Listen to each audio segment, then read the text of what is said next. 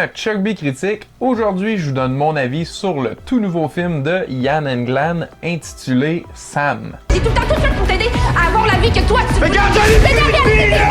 J'en ai plus, ok? Ça raconte l'histoire de Sam, un jeune athlète professionnel de natation qui voit ses chances d'un jour se rendre aux Jeux Olympiques à être grandement perturbé par une condition cardiaque préalablement inconnue. Dès le départ, je dois dire que le film est beaucoup plus que ce que j'ai décrit dans le synopsis, mais afin de préserver tout le mystère sur justement cette intrigue-là, eh bien je garde la même trame narrative qui a été mise de l'avant dans les publicités et les posters du film. Parce que bien qu'en apparence, ça peut sembler un drame sportif conventionnel, c'est absolument loin de l'être. Tout d'abord parce que c'est pas un drame sportif que ça, à tout le moins. Et deuxièmement, parce que ça nous fait vivre toutes sortes d'émotions. Et honnêtement, j'aurais dû le savoir parce que Ian Englund, le réalisateur et un des scénaristes du film avec André Goulouni, avant ça, il avait réalisé Une 54 avec le même acteur Antoine-Olivier Pilon.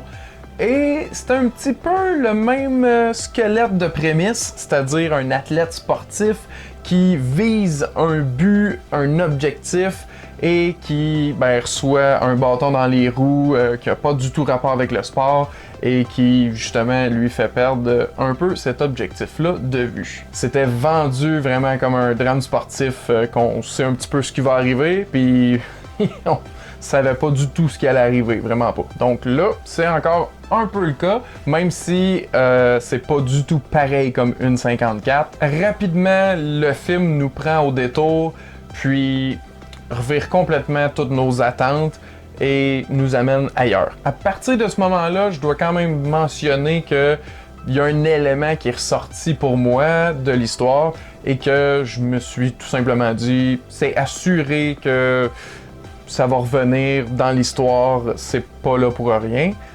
Mais au-delà de ça, c'est réellement surprenant les détours et revirements qui nous sont présentés. On sent réellement que le réalisateur connaît les acteurs puis était capable de leur communiquer vraiment ses intentions parce que c'est ce qui a fait briller le film, selon moi, les performances des acteurs. Ça veut pas dire qu'il n'y a pas de beaux plans séquences ou des idées inventives dans la réalisation, mais c'est simplement que côté acteur, c'était vraiment impressionnant. En commençant par Antoine-Olivier Pilon, que j'ai mentionné justement précédemment, j'ai vraiment trouvé que sa performance se collait parfaitement au personnage. D'autant plus qu'on a su qu'il a appris à nager professionnellement pour réellement livrer une performance authentique d'un nageur. Donc on sent qu'il était réellement investi dans le personnage, puis ça paraît à l'écran. Cependant, moi j'ai eu un réel coup de cœur pour sa co-star, Milia Corbeil-Gauvreau, qui interprète Océane. Moi personnellement, je la connaissais pas avant, mais j'ai vu qu'elle a quand même fait beaucoup de projets, donc elle doit être déjà appréciée. Mais ça a été une découverte. C'est wow! Elle est touchante, pétillante, sincère, authentique. J'ai vraiment adoré sa performance. Elle a emmené certaines des scènes les plus touchantes du film, c'est peu dire. Et je dois avouer aussi que j'ai été assez impressionné par Stéphane Rousseau, qui a livré l'autre majorité des scènes les plus émouvantes du film. Puis on l'a déjà vu avant, là, il a fait les invasions barbares, c'est pas juste fait Chris Prose dans Fatal, là. Mais tout ça pour dire que j'ai été agréablement charmé par sa performance complètement touchante. Je reste vraiment vague dans les descriptions aussi des personnages parce que c'est ça, j'ai pas trop le goût de dire c'est quoi leur rapport dans l'histoire pour gâcher quoi que ce soit. Parce que mon but de ça, c'est juste que vous alliez voir le film, parce que c'est un très bon film, et c'est ça, c'est du bon cinéma québécois, fait que encourageons-le. J'espère fortement qu'il va y avoir une sortie en copie physique pour que je puisse l'ajouter à ma collection.